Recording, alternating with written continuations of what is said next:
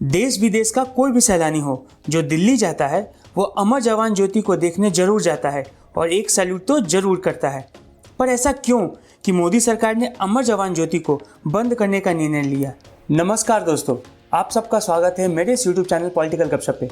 तो आखिर मोदी सरकार ने अमर जवान ज्योति का विलय नेशनल वॉर मेमोरियल के ज्योति में कर दिया है। दरअसल दिसंबर 1971 में इंडिया और पाकिस्तान का युद्ध हुआ और उस युद्ध में पाकिस्तान को घुटने टेकने पड़े और बांग्लादेश देश का जन्म हुआ। हालांकि इसमें कई भारतीय जवान शहीद हुए और उन शहीदों को याद करके श्रीमती इंदिरा गांधी ने इस अमर जवान की ज्योति का जलन किया था। तो क्या मोदी सरकार शहीदों का अपमान कर रही है? पर आखिरकार मोदी सरकार ने ये कदम उठाया ही क्यों? इससे आगे की हम समझें कि आखिरकार मोदी सरकार ने ऐसा कदम उठाया ही क्यों।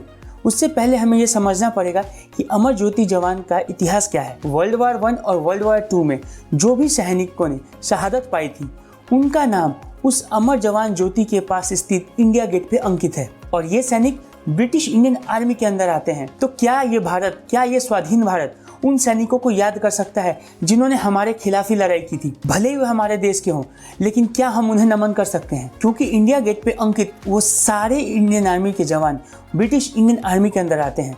तो क्या हम उनका नमन कर अपने वीर सपूतों को अपमान नहीं करते? भले ही हम इंडिया गेट में 1971 के बाद से वो लॉ प्रज्वलित करते हैं, लेकिन उस पर लिखे हुए अंकित सारे नाम वो ब्रिटिश इंडियन आर्मी के अंदर आते थे।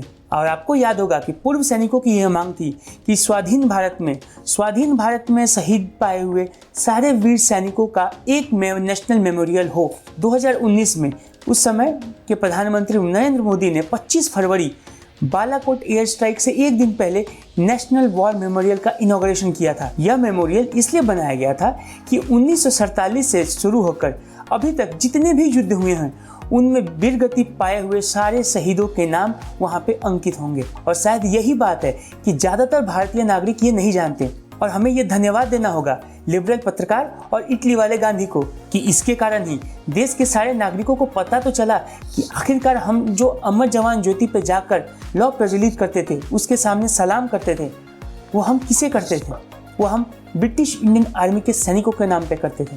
इस अमर जवान ज्योति को बुझाया नहीं जा रहा है, इस ज्योति को लीन किया जा रहा है नेशनल वॉर मेमोरियल में जलते हुए ज्योति के साथ। ये इटली के गांधी हैं और शायद इन्हें हिंदू धर्म नहीं पता कि हिंदू धर्म में आग को, ज्योति को बुझाते नहीं है, उसे बढ़ाते हैं। वैसे जिसको हिंदू और हिंदुत्व का ना पता हो उसे ज्योति का बढ़ाना और बुझाना में क्या अंतर होता है वो कैसे हम एक्सपेक्ट कर सकते हैं। और अब जबकि ये ज्योति का समागम हो चुका है नेशनल वॉर मेमोरियल के ज्योति के साथ, तो अब हम अपने शहीदों का, स्वतंत्र भारत के शहीदों का अच्छा और उचित सम्मान दे सकते हैं। वैसे देखा जाए तो इस अमर ज्योति जवान के चक्कर में मोदी जी ने एक बड़ा खेल कर दिया है। देश को स्वाधीनता दिलाने में जिस एक नेता का सबसे ज्यादा योगदान था और सबसे ज्यादा बड़ा योगदान था वो है हमारे आदरणीय नेताजी सुभाष चंद्र बोस। और इस अमर जवान ज्योति के खेल के चक्कर में उन्होंने नेताजी को भी एक बड़ा ही अच्छा और उचित सम्मान दिलाया है।